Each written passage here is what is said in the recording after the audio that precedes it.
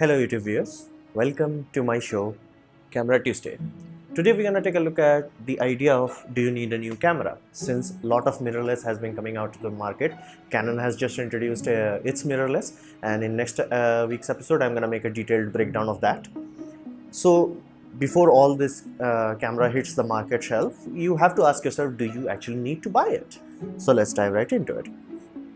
Now, what we actually hope with every new camera when we buy it is something like this. It's like, we're gonna get better and better photographs, like super high detail images and great quality. This is what we expect. And if you go anywhere online, like where there's specific interest in high megapixel cameras or anything that is above 12 megapixel, they will try to show something like this. You can keep going up and up. Now, so this is what we expect. Now, is this what we get?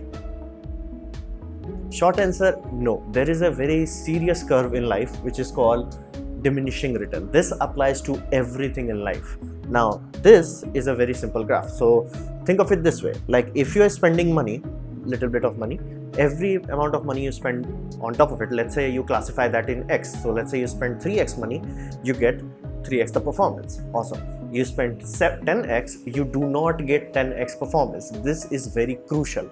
This is the part that you have to initially understand. A $2,000 camera or $3,000 camera, it's gonna be very good if built by a good manufacturer with good intentions. Like if they are inherently blocking that camera so they can sell a higher end product, this is why they are doing it. They inherently know, like let's say Canon C series lineup, that video camera they make, they are good cameras by all definitions. However, they do not justify the price they ask. As in, if you take a very good DSLR like a Canon 5D, old one, that came with the facility of full HD video recording in full frame and all that, old, it was used in movies as crash cams basically, and wherever this is used in the movie, it was used in Marvel movies and many other movies. There was using as a wherever you're gonna see something very tight corners, sometimes people use this sort of DSLRs to blend into their very, very expensive camera. But how this can be done, that is the crucial aspect. A very good DSLR versus a very good movie camera does not have that day and night difference. Now, day and night difference used to be true. Like if you can think of it this way, if I give you a mono soundtrack, you can easily tell the difference between mono and stereo. Awesome. Now stereo to 5.1, you are like, okay, now it's a bit more surround and all that. Now try to tell difference between 5.1 soundtrack versus 10.2 soundtrack. It becomes like so muddy that you can't tell them apart. This happens with everything, including cameras. Like if you get a good like C200 cameras or specifically Sony camcorders, high-end camcorders that are used for video production or documentaries, from them to very expensive Red Epic cameras, the difference between them is there, absolutely there, but it's not in the same multiplication factor as it is the cost. Like it's let's say a Sony high-end camera will cost you, let's say $5,000. Awesome. You have to spend roughly 50,000 to get a full-fledged Red Epic camera. Now, does it have that much better? Like, that many times 10x better quality? No. This is the crucial aspect. This is why I want to specify this diminishing return curve. This applies to everything in life. Now, more money does equal better performance. A Red Epic camera will like wipe the floor with a Sony professional, video cam. However, it won't be like, okay, like you can see them apart, like tell them apart by blind test. Like if some good color grading is done, you can easily pass it off. And many movie manufacturers do that, like actual movies. I'm talking Marvel movies, I'm talking DC movies. Many times, specifically if they have some tricky situation where they cannot just get in their film cameras, they will use a digital camera. And if they have a digital camera, don't have infinite budget, they might use a cheaper camera. And it happens, it's quite common. And the reason why you don't spot it, like why isn't it look jarring, is simply because of that. Like the gap between let's say a very high-end video camera that is used for production versus a gap between a very high-end production camera that is used for, let's say, news anchoring or documentary, the gap between them, it's there, absolutely there, but it's not that much. Like many of you have heard this, especially after Nikon's release of Nikon mirrorless, is that Nikon's gonna give you 10-bit. Now, many of you know, like 8-bit to 10-bit is a huge jump. Now, I'll ask you, what is the jump between 10-bit to 12-bit. Now, of course, mathematically it's a lot, but it reaches a point where you cannot tell the difference apart. That's the crucial aspect. Like going from 252 levels of gradation to freaking 1024 gradation, that's a lot of jump. Now, from 1000 to any point you go higher than that, will it help? Yes. But will it help proportionately? No. This is the Achilles heel of all our electronics. Now, these two photos that I am showing you, now if you can't tell them apart on this TV, don't worry about it. Like even if somebody showed you like in real life, unless you spend a lot of time, you will not be able to tell. One is 12, one is 36. So as you can see, like there is difference. Like there is a difference where you can easily tell, like feathers have more detail, grass specifically has more detail. However, it's not that much. However, your file size went almost triple the size. That's the crucial aspect. This is the aspect that I want you guys to be aware of, that paying more will get you more, yes, but it will not give you multiple times more. Like going from a cheap APS-C size DSLR to a good mirrorless, let's say a Nikon Z series or Sony A7 Mark III, will be a night and day difference. But from Sony Mark III to like something higher than that will not give you that kind of wow factor, that kind of like holy crap, this is amazing. So be mindful of this. There is a point of diminishing return. You have to be wise and you have to cut your spending here. Now, if you have infinite money, or if you are working in the biggest production ever, you are working in like, you are trying to make Thanos, you want to make sure you spend as much as you can. So for this reason, be mindful of this curve, diminishing return. Now, how does this apply to us as a photographer? Like all the lenses that you buy for a camera, it's not perfect. Specifically, let's say you bought a Nikon D3100 or latest D edition or D5000 series I really like because they have flip out skin, and you're like, okay, this is 24 megapixel, but I'm not happy with the quality. Are you not happy with the quality because the sensor is shitty, or you are not happy with the quality because the lens is? So this is very crucial aspect. You have to be mindful, lenses are not perfect. So even though you may have 24 megapixel, you may have pixel density that is very high per square inch on your sensor, it may not spread its wing as it if the lens is not sharp enough. Please get a good quality lens. Please get a like one I am using now. This is not the best out there, but it's a good one. It's definitely multiple times better than a kit lens. It's 17-55 f2.8 constant sigma lens. It's not that expensive, but the difference between this lens and a kit lens is night and day. Kit lens is just a recovery lens, it's a backup lens. Keep it in your camera bag just in case your main lens breaks or things like that happen. Don't rely on that because it will inherently have a dull output on your image sensor. Now, DxOMark, when they were not bankrupt, they were doing this constantly with newer cameras. Now they are not doing it as often as they used to. They used to devise a mathematical data point which they called perceived megapixels. So if you have a 24 megapixel Nikon D5300, everything is awesome, but you do not get 24 megapixel out of it. If you pair it up with a basically the included kit lens, you would barely get 9 to 10 megapixel out of it. 9 to 10 usable megapixel out of it. So if there was a mathematically perfect 10 megapixel camera, you will be able to compare that. Now you're like, what happened to my your lenses were blurry. Now, are there lenses that are perfect? No. Physics does not allow you to do that. Now you will have lenses that will give you more and more quality if you spend more and more.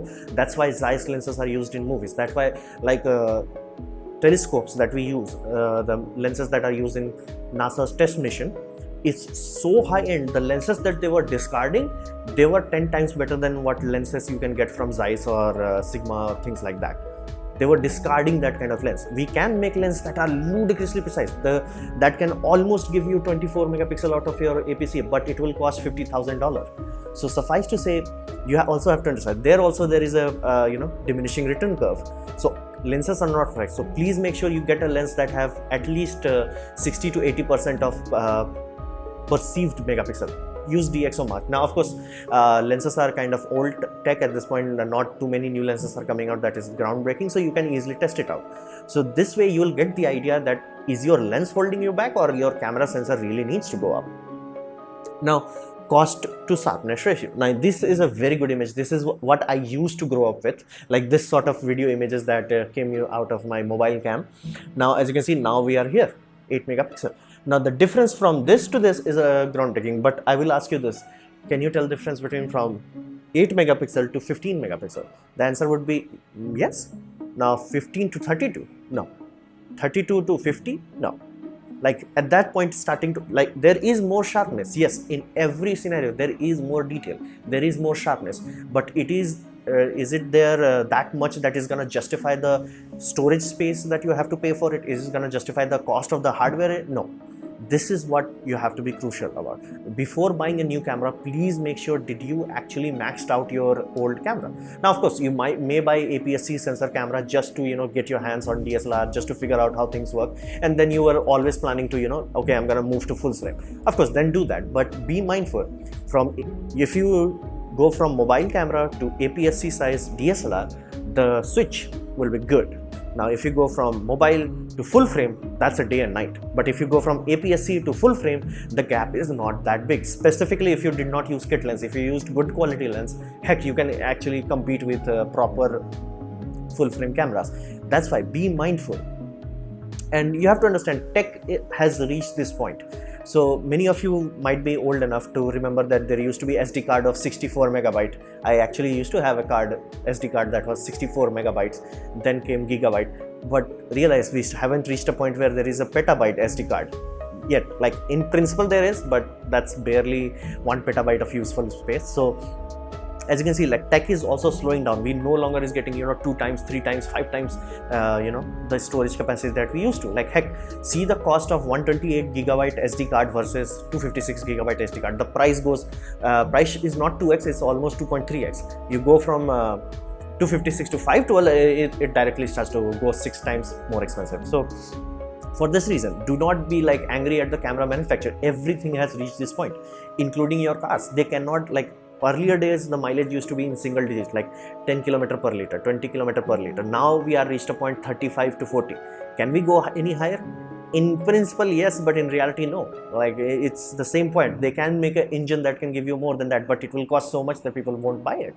So point of diminishing return affects us all.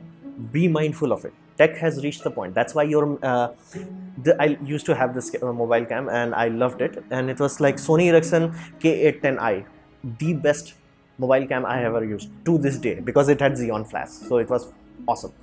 Now this was 3 megapixel. Now you can get 12 to 13 megapixel. But why you're not getting 50 megapixel? Even though Nokia released a 50 megapixel mobile phone, but it wasn't giving you as much as you were costing them. So that reason we are settled down to this. For this reason, be mindful. Now, what could help you? Like, let's say you have the money and you want to spend it, what could actually help? These are the few things that could really help you out. First is the dual card slot. Now, many of you may not do wedding shooting, many of you do not do some things where it's like, mission critical to have data redundancy. No problem. But as I already told you, the card size versus the card cost is not proportional. So 256 gigabyte card, you can buy 256 gigabyte card for much less price than you will buy one 512 GB card. So for that reason, having dual slots like this helps you bypass that cost issue. Heck, you might be doing something mission critical like wedding photography, wedding videography, where you cannot afford to lose, or at least you want to reduce your probability of losing the file. These will help you out. Then you can have flip out screen. Now this will be crucial if you are a vlogger, if you are a YouTuber like me, as I am doing right now. Flip out screen, I could not even imagine using this DSLR as my primary camera if it did not have this. So, and flip out screen with the touch screen, that's double awesome. Now EVF, this is the new big thing in the market as we speak to you because of the mirrorless technology. EVF will give you night and day performance difference, not because your sensor has gotten better, simply because you will know what you're shooting. You will know whether you are overexposing, you will know whether you are underexposing right the moment you are looking at through the viewfinder. So for that reason, people hit rate goes much higher up, specifically if you are an amateur. Like if you want to do manual setting, you need a feedback loop, where there in a DSLR there is no feedback loop. You have to take a photo, then look at it, and then, which we call chimping, chimping that you always have to do. In EVF, you don't have to do that. And many mirrorless camera have what's called in-body image stabilization. So they also make sure your images come out sharp or simple by the fact that it's vibration compensated for more axis than a lens can provide. Lens can barely do 2 axes, X, Y, something like this. Now sensor can do those two axes, plus it can yaw, pitch, roll, things like that. So for that reason they will give you much better hit ratio than your other counterparts. Now input and outputs are very crucial, specifically if you want to do something video related to your DSLR, like does it have a headphone out, does it have a mic input, does it have a clean HDMI output, does it have USB charging. So for all those things will really make your life better than buying a camera that has higher megapixel. These things will really instantaneously make your photography better. So you can spend your money on these things, but be mindful. Megapixel count, we have reached a point where we might be seeing next generation of DSLRs that will for full frame will be maxed out to 36, and after that there will be some high-end megapixel camera like 50 or 60. But will we go higher than that? Obviously camera manufacturer have to do that, but will we see mind-blowing results after that? No.